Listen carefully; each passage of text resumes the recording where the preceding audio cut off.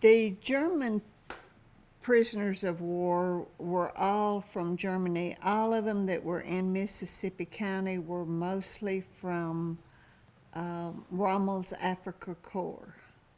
The Germans were brought here as the POWs, but they were brought here because England asked the United States to take them, because they had run out of prisons to put them in. And the United States said, we can't take them. We don't have prisons here to hold them. But the thing was, they didn't really need prisons. They put them here in the South, where they had needed cotton pickers, cotton choppers, and that type of thing, and there was no place for them to go. There were about 155 base camps around the country for Axis, which were the countries of Germany, Italy, and Japan mostly. And over 500 smaller work camps, if you will. The about 425,000 POWs from those three countries in the United States during the war at its peak. And this one on Camp Robinson had a number of buildings. They were built before, most of them were built before the Germans got here. But this was the base camp for some of the smaller work camps around the state. With a major prison camp at Fort Robinson and Little Rock, there were side camps located at Blytheville, Gosnell, Luxora, Nodina, Kaiser, Bassett, Victoria, and at the farm headquarters of Bryan Farms near Osceola. The United States really followed the international laws very well, and as a rule did not mistreat its POWs. The Geneva Convention really set the standard of what the rules were and what the laws were in international law about how you treated prisoners of war. The United States followed that really well.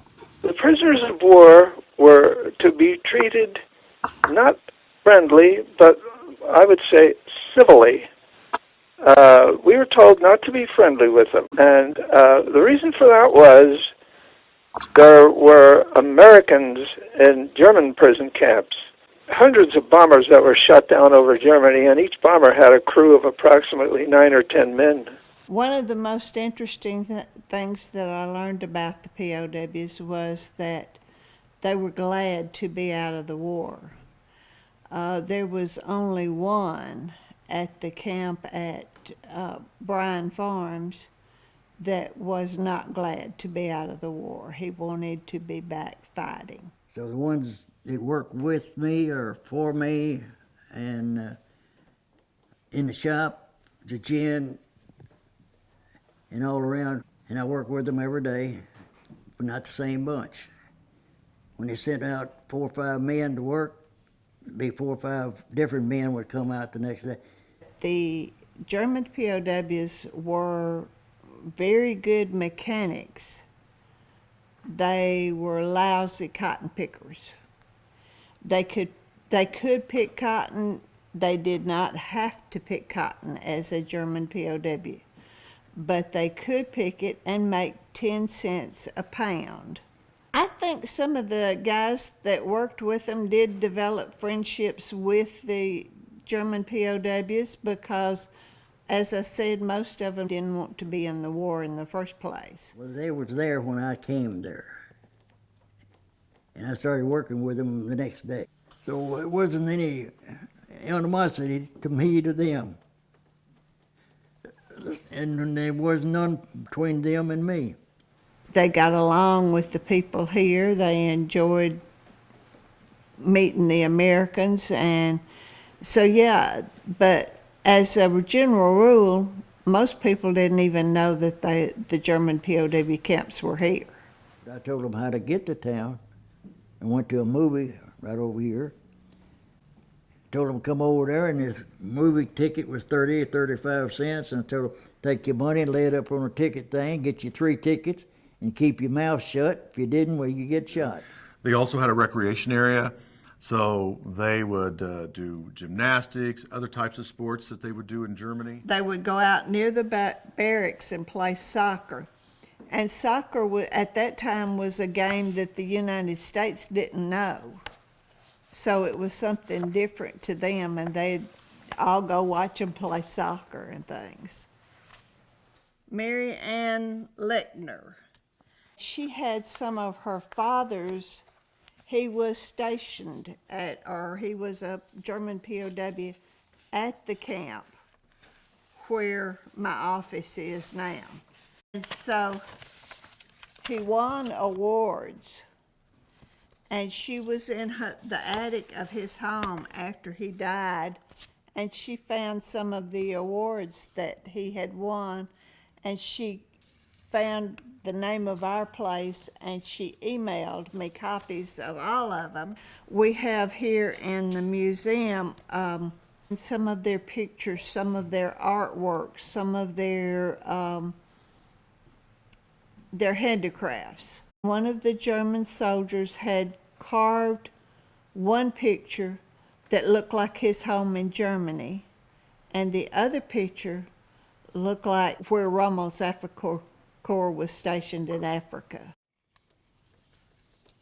They found out that I was part Indian, and they made these for me and gave them to me. That was back in the 40s, so I've had them ever since. They was getting to be antiques with me. These here represents to me a friendship between the German prisoner and me. If you put the two enemies together, they become friends. I do know in Camp Robinson, the last of the German POWs to leave here was in July, or actually June of 1946, and they were sent back home. The day before they left, and they didn't talk about leaving. I asked them, was they worried about it? And one of them told me he didn't want to talk about it. So, you know, I left it alone. That most of them didn't want to leave, and that most of them were very upset that they had to go home. They wanted to see their families, but they wanted them over here. And of course that wasn't possible at that time because the United States had just fought a war with Germany, and they weren't really welcomed here at that time. Went up along the New England coast, and it was the SS Antioch Victory. As we went up along the New England coast, the ship was only bouncing up and down, and I thought, well, this isn't too bad. And the second day at sea, the captain called us into the mess hall on the ship. It was a tiny room. There were 18 of us. And he said, gentlemen, This is not going to be a fun voyage. We rode the same boxcars that the Holocaust victims rode when we finally got transportation inland. And it was late afternoon, January afternoon, and when the gate to the camp closed, the French tricolor flag came down from the flagpole, and the red flag with the hammer and sickle went up. They were the property of the Russians. I thought, my God, we brought them back to be taken home, and look what's about to happen.